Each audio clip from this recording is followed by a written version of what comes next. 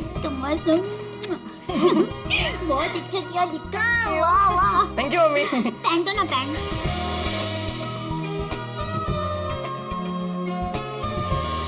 अब देखना खुशी की मम्मी कैसे यहाँ गोकुलधाम सोसाइटी में आती है। मम्मी ये लो, ये कवर।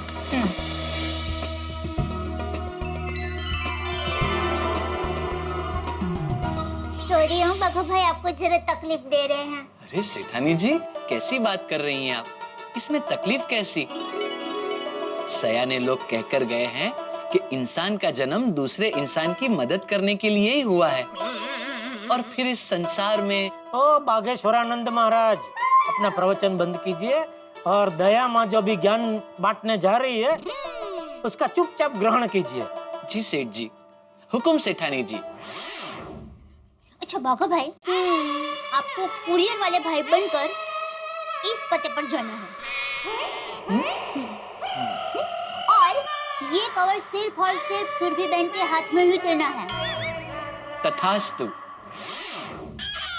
मतलब आप फिक्र मत कीजिए सेठानी जी, आपने कहा तो समझो काम हो गया। लाइए। लेकिन भाई ठीक से सुना ना तूने, ये कवर सिर्फ और सिर्फ वो सुरभि बहन के हाथ में ही देना है। जी सेठ जी। और फिर तुरंत वहाँ से निकल जाना है। जी सेठ जी। और जाते जाते बीच में बावरी को मिलने नहीं जाना है। सेठ जी आप निश्चिंत हो जाइए, मैं यहाँ से निकलकर सीधा इसी एड्रेस पे जाऊंगा। तकलियास्तु। जी।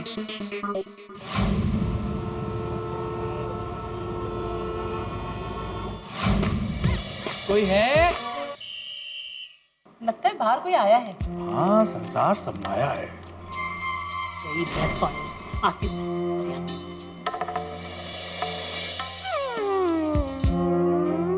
जी? सुरभि जी? नहीं नहीं, मैं उसकी सास हूँ। ओह अच्छा अच्छा, सुरभि जी को बुला दीजिए ना, उनके नाम का कुरियर है। लाओ दे दो मुझे। ये कवर सिर्फ और सिर्फ सुरभि बहन के हाथ में ही देना है। नहीं, मैं आपको नहीं दे सकता। क्यों? मुझे क्यों नहीं दे सकते? सेठानी जी ने मना किया है। क्या? वो मतलब वो हमारी कंपनी पॉलिसी के खिलाफ है। क्या है, जिसके नाम का कुरियर हो उसी के हाथ में कुरियर देना चाहिए। अजीब नियम है। रुको अभी बुलाती हूँ। बहू, खाना अभी तो खाया था खाना। आप ये मशीन लगाइए। बहू जरा बाहर आना। जी माँ जी। देख तेरे लिए कुछ आया है। आप ही सुरभि जी हैं? जी हाँ मैं ही हूँ। सुरभि जी, ये आपके नाम का कुरियर आया है, ये आप यहाँ साइन कर दीजिए। आप ना पट्टी लगा के रखिए, पूरा दिन आपको जवाब देने में निकल जाता है। अच्छा, देख लेना बराबर, ठीक है? हाँ।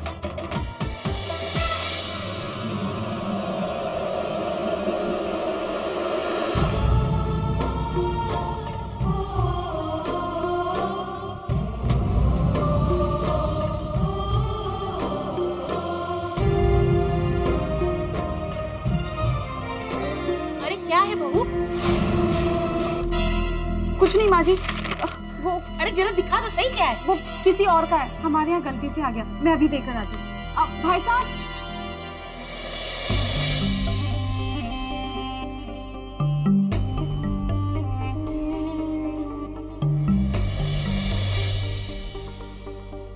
मेरी प्यारी माँ, तुम मुझे आखिरी बार मिलने भी नहीं आई। मैं तुम्हारा इंतजार कर रही थी। आखिरी बार अपनी बेटी को मिलने आ जाओ माँ। फिर चाहे तो कभी मेरा मुंह मत देखना, लेकिन एक बार आ जाओ, सिर्फ एक बार। तुम्हारी प्यारी बेटी खुशी।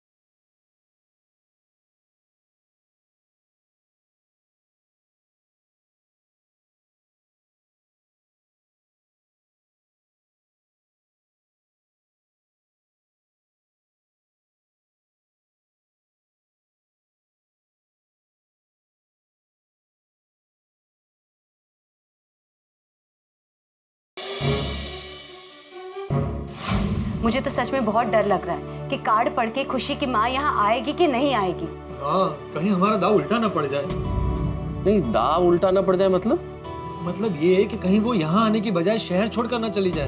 अरे नहीं नहीं, नहीं नहीं नहीं, बेटी की पुकार माँ कभी अनसुना नहीं कर सकती। मुझे पूरा यकीन है, कार्ड पढ़ते ही खुशी की मम्मी भागती हुई गोकुलधाम सोसाइटी आएगी, जरूर आएगी।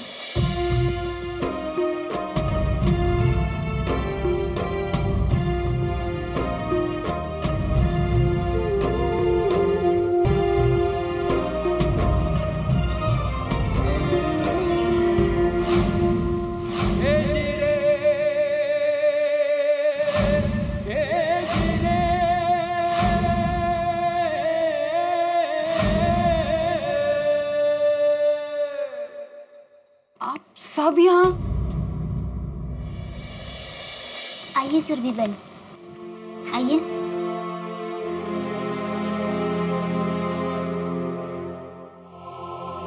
आइए, बैठिए बैठिए। नीचे।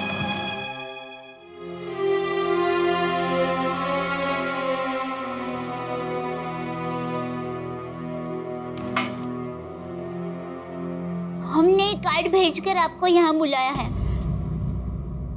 माफ करना, हमारे पास आपको यहाँ बुलाने का और कोई रास्ता ही नहीं था। पर आपने मुझे यहाँ क्यों बुलाया है?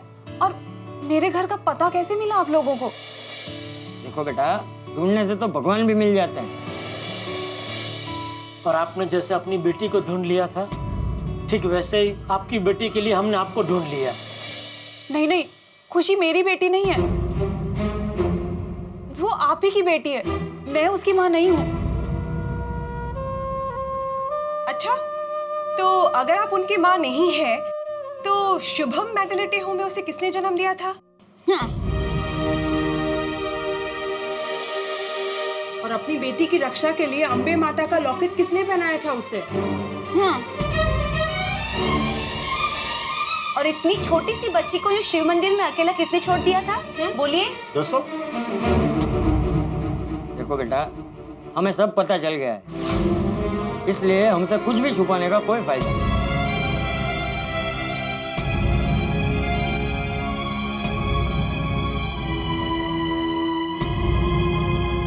मुझे माफ कर दीजिए, मेरा यहाँ ना ठीक नहीं, मुझे जाना पड़ेगा। नहीं नहीं नहीं सुरभि बहन, हम आपको ऐसे नहीं जाने देंगे। देखिए सुरभि जी, जो सवाल इतने दिनों से हम सभी के मन में है, उसका जवाब तो आपको देना ही पड़ेगा। सही बात है। और आपको बताना पड़ेगा। हम सब जानना चाहते हैं कि आखिर ऐसी क्या मजबूरी थी कि आपने ऐसी फूल जैसी नाजुक बच्ची को मंदिर में छोड़ दिया। मैं आपके सवालों का जवाब नहीं दे सकती, मेरे लिए बहुत बड़ी मुसीबत हो जाएगी। मुझे यहाँ से जाना होगा। देखिए देखिए बहन जी, हम आपसे वादा करते हैं, जैसे हमने आपको ढूंढ लिया, ठीक उसी तरह हम आपकी समस्या का हल भी ढूंढ लेंगे। विश्वास रखिए। बिल्कुल बिल्कुल। मेरी मुसीबत का कोई हल नहीं। देखिए सुरभि जी, पूरी दुनिया में हम गोकुलधाम वालों से ज्यादा जिद्दी कोई नहीं है। अगर आपने हमारी सारी बातों का जवाब नहीं दिया ना, तो हम लोग यहाँ पे डटे रहेंगे। बिल्कुल बिल्कुल छोटी। अभी खुशी दया आंटी के पास जाएगी। खुशी, आओ आओ। हम लोग सब नीचे खेलने जा रहे हैं। हाँ बेटा।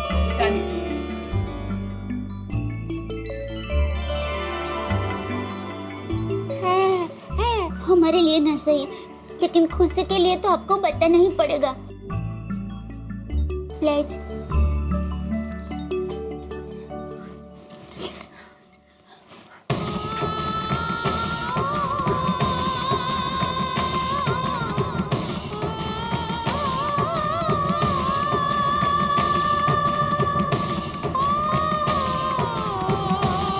क्या तुम अपनी बच्ची से इतना प्यार करती हो, तो फिर उसे मंदिर में अकेले क्यों छोड़ दिया तुम? आप अपनी ही बेटी से मुंह क्यों मोड़ रही है? ऐसी क्या मजबूरी है? बताती हूँ। मेरे सास ससुर पुराने ख्यालात के हैं और उनकी वजह से मेरे पति की भी सोच वैसी होगी। उनका मानना है कि बेटा वंश को आगे बढ़ाता है, माँ बाप का नाम रोशन करता है और बेटियां बेटियां सर पर बोझ होती हैं। ये मुझे तभी पता चल गया था जब मेरी पहली बेटी सुहानी का जन्म हुआ था,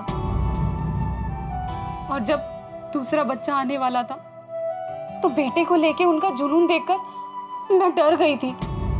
जब उन्हें पता चला कि घर में दूसरा बच्चा आने वाला है तो बेटा आने वाला है, बेटा आने वाला है, ये कहकर उन्होंने घर में मिठाइयाँ बांटना शुरू कर दिया था। लो मिठाई लो, अरे और भी लो, अरे लो ना, और पोता आने वाला है। अरे हाँ भाई हाँ, पोता ही आएगा, हमारा कुलदीपक आएगा, हमारे वंश को आगे बढ़ाएगा। पिताजी मेरे बेटे को अच्छे से अच्छे स्कूल में पढ़ाएंगे और बड़ा आदमी बनाएंगे। और मैंने तो बहुत सारी मन्नतें मांग के रखी है। जैसे ही मेरे पोते के कदम इस घर में पड़ेंगे, मैं हर तीर्थ धाम जाऊंगी और वहाँ भगवान के सामने जाके माथा टेकूंगी। आप लोग ऐसा क्यों कह रहे हैं? बेटा हो या बेटी, ये सब तो भगवान के हाथ है ना। और मान लीजिए अगर बेटी हुई तो? शुभ शुभ बोल बहू, बेटा ही होगा। पर बेटा हो या बेटी, माँ जी ये सब मेरे हाथ में थोड़ी है। बस बहू, अगर बेटी हुई तो अस्पताल से घर लाना ही नहीं। एक बेटी का बोझ तो हम पहले से ही ढो रहे हैं। इस बार अगर बेटी हुई ना तो तेरा और तेरी बेटी का मुंह हम देखेंगे ही नहीं। माँ और बाबूजी ने बोल दिया ना, अब इस बात पर और बहस नहीं चाहिए मुझे। बेटा चाहिए तो बेटा ही आएगा, और अगर बेटी हुई तो वो इस घर में नहीं आएगी।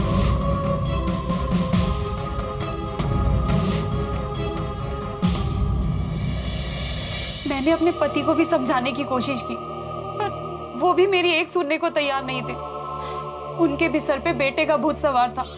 अगर बेटी हुई तो? अरे इस जमाने में दो दो बेटियों का बोझ कौन उठाएगा? इनकी पढ़ाई लिखाई, इनकी शादी कराना, एक आदमी की पूरी जिंदगी की कमाई लग जाती है इसमें। और फिर बेटी किस काम की? वो बोझ नहीं तो और क्या है? अगर यही बात है तो हम दूसरा बच्चा क्यों कर रहे हैं? एक ही काफी है। अरे वो बेटी है बेटी, मुझे बेटा चाहिए, बेटा इस घर का वारिस। और अगर तुम बेटा पैदा नहीं कर सकती हो तो मैं दूसरी शादी कर लेता हूं, और फिर रहना तुम और तुम्हारी बेटियां अपने मायके में। कान खोलकर सुन लो, मुझे बेटा ही चाहिए, बेटा बेटा।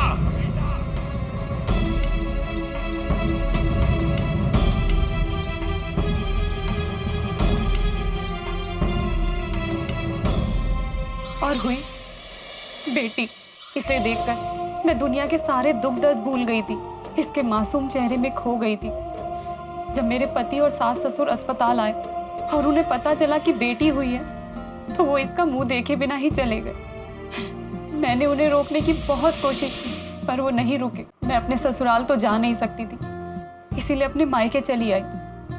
माँ तो मुझे बचपन में ही छोड़कर चली गई थी, और बाबूजी की भी तबीयत ठीक नहीं रहती है। जैसे तैसे पेंशन पे गुजारा होता है। मैं 2 महीने अपने मायके में रही, पर मैं अपने बाबूजी पर बोझ नहीं बनना चाहती थी, इसलिए अपने ससुराल वापस आ गई। एक तरफ मेरी ये बेटी थी और दूसरी तरफ मेरी सुहानी, मेरा पति और पूरा परिवार। मुझे कुछ समझ नहीं आ रहा था। मैं इसे ससुराल लेके जाती तो मुझे डर था कि मेरे पति दूसरी शादी कर लेंगे और मुझे और मेरी दोनों बेटियों को घर से निकाल देंगे। मैं इतनी पढ़ी लिखी भी नहीं हूँ कि अपने पैरों पर खड़ी हो सकूं और अपनी दोनों बेटियों की परवरिश कर सकूं। इसीलिए अपनी एक बेटी की जिंदगी बचाने के लिए मैंने अपने दिल पर पत्थर रखकर अपनी खुशी को छोड़ने का निर्णय लिया और मैं सीधे अम्बे माँ के मंदिर पहुँच गई। मुझे पक्का यकीन था कि अम्बे माँ इसकी रक्षा करेगी, इसीलिए मैंने खुशी को मंदिर में छोड़ने का निर्णय किया। सुरभि बहन, आपको उसी वक्त पुलिस की मदद लेनी चाहिए थी। हाँ, और पुलिस आपकी मदद जरूर करती। तो और पुलिस आपके पति और आपके सास ससुर को जरूर सबक सिखाती। सही बात है। मैं डर गई थी, मुझे कुछ समझ नहीं आ रहा था और मैं बस अपनी बेटी को लेकर मंदिर पहुंच गई।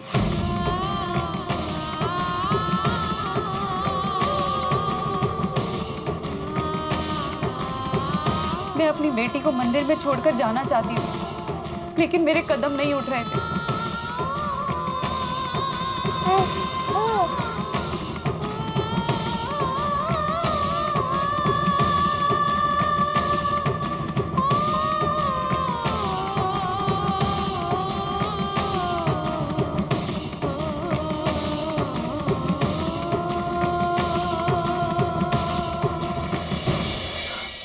हे भगवान, मैं अपनी फूल सी बच्ची को आपके भरोसे छोड़कर जा रही हूँ। आप मेरी बच्ची का ख्याल रखना।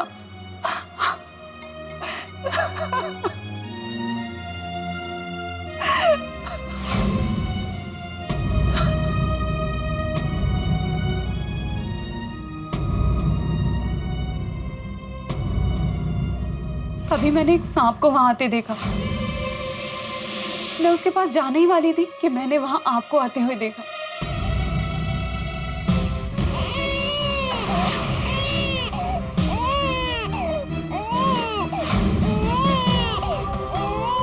कहते हैं जिसका कोई नहीं होता उसका भगवान होता है। आपने मेरी बच्ची को बचा लिया और उसे अपने हाथों में उठा लिया। मैं ये सब छिपकर देख रही थी। आपने इधर उधर देखा, आवाज लगाई, ढूंढने की कोशिश भी की, लेकिन आपके सामने आने की मेरी हिम्मत नहीं हुई।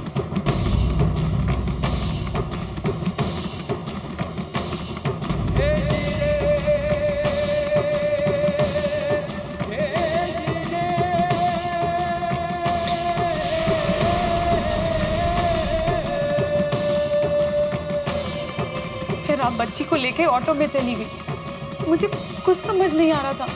मैं बस आपके ऑटो को जाते हुए देखती रही। मैंने अपने ससुराल में बोल दिया कि बच्ची कोई बीमारी के कारण बच नहीं पाई, लेकिन उन्हें कोई फर्क नहीं पड़ा।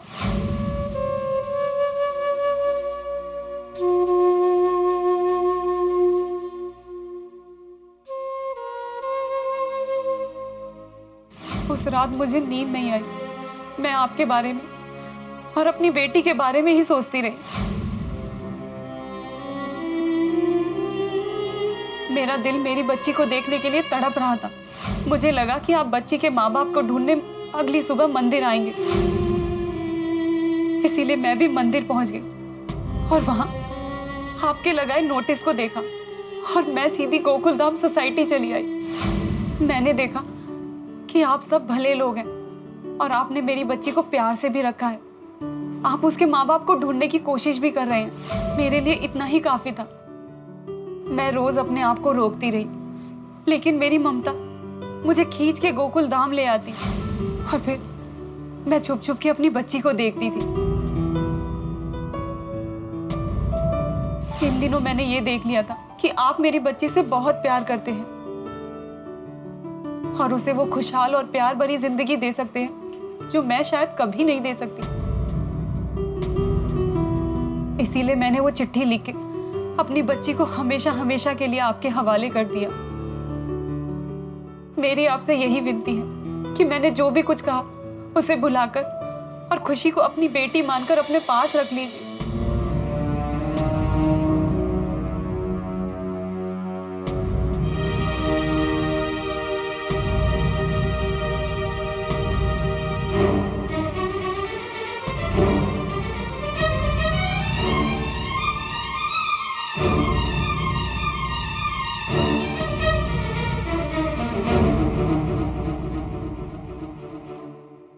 दोस्तों, अंततः पता चल गया कि खुशी की मां की मजबूरी क्या है, लेकिन खुशी की मां की बात सुनकर हम सबके सिर शर्म से झुक गए। एक तरफ दुनिया जहां इतनी तरक्की कर रही है, इंसान चांद पर पहुंच गया है, मां खुशी की मां के ससुराल वालों की सोच आज तक गर्त में है।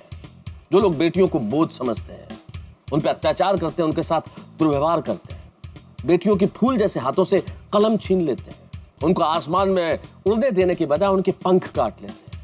तो अब गोकुलधाम निवासियों के सामने एक बहुत बड़ी चुनौती है, वही चुनौती जो इस वक्त देश के सामने भी है। खुशी की मां के ससुराल वाले जैसे लोग हैं, उस तरह के लोगों को सबक सिखाना, उनकी अक्ल ठिकाने लगाना, उन्हें बताना कि बेटियां कितनी महत्वपूर्ण होती हैं।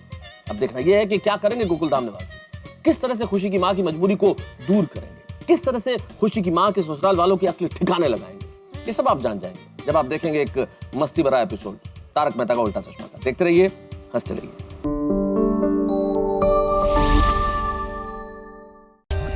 For more updates, subscribe to our channel, click the show links and enjoy watching the videos.